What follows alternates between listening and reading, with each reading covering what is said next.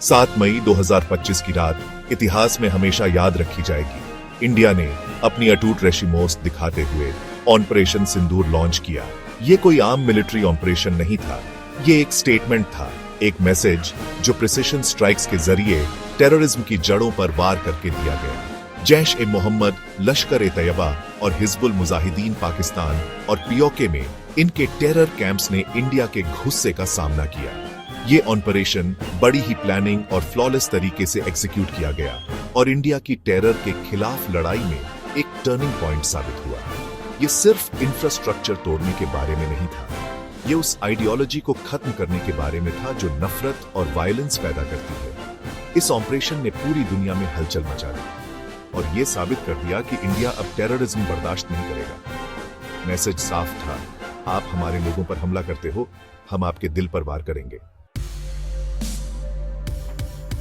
Operation सिंदूर में मारे गए लोगों में कुछ नाम खास थे।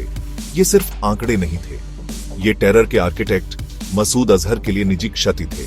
उसके अपने परिवार के 10 लोग, जिनमें उसकी बड़ी बहन, उसका पति, एक भतीजा, उसकी पत्नी, एक भांजी और 5 मासूम बच्चे शामिल थे, मारे गए। अजहर का करीबी सर्कल भी नहीं बचा। उसके 4 करीबी, जिनमें एक की स्ट्रैटेजिस्ट और उसकी बूढ़ी मां भी शामिल थी, मारे गए।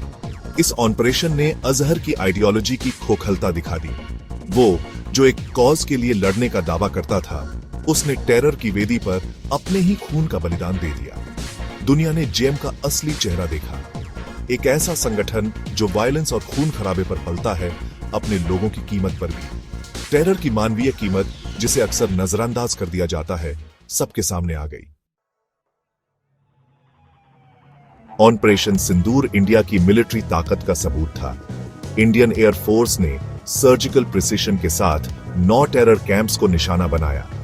हर लोकेशन को जीएम की ऑपरेशनल कैपेसिटी को ट्रिपल करने के लिए ध्यान से चुना गया था। की टारगेट्स में बहावलपुर का मरकज सुभान अल्लाह, जो जीएम का नर्व सेंटर था, और मुरीदके की मस्जिद व मरकज तैयबा, जो टेररिस्ट्स का ब्रीडिंग ग्राउंड था, शामिल थे। ये ऑपरेशन रात के अंधेरे में सुबह 1:05 से लेकर 1:30 तक चला। सरप्राइज एलिमेंट बहुत जरूरी था। स्ट्राइक्स तेज और विनाशकारी थीं। टेररिस्ट्स को रिएक्ट करने का कोई मौका नहीं मिला। खास तौर पर सुभान अल्लाह कैंप मलबे में तब्दील हो गया, जो ऑपरेशन की कामयाबी का सबूत था। मैसेज साफ था, इंडिया अब दुश्मन के दरवाजे तक लड़ाई ले जाने से नहीं हिचकिचाएगा। ऑपरेशन सिंदूर कोई अकेला वाकया नहीं था, यह कई उकसावों की प्रतिक्रिया थी। पहलगाम नरसंहार, जहां पाकिस्तान समर्थित आतंकवादियों ने 26 मासूम लोगों की बेरहमी से जान ले ली थी, ने देश की अंतरात्मा को झकझोर कर रख दिया था।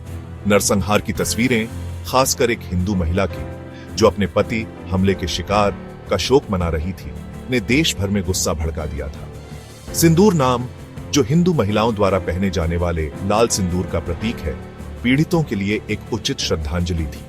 यह देश के सामूहिक दुख और अपने लोगों का बदला लेने के दृढ़ संकल्प का प्रतिनिधित्व करता था। ऑपरेशन सिंदूर आशा और लचीलेपन का संदेश था। इसने दिखाया कि अकथनीय त्रासदी के बावजूद भारत झुकेगा नहीं, यह राख से उठेगा, मजबूत और अधिक दृढ़ निश्चयी होगा। इस ऑपरेशन ने आतंकवाद के खिलाफ भारत की लड़ाई में एक महत्वपूर्ण मोड़ को चिन्हित किया, एक ऐसी लड़ाई जिसे वह जीतने के लिए दृढ़ था, चाहे कोई भी कीमत क्यों न चुकानी पड़े।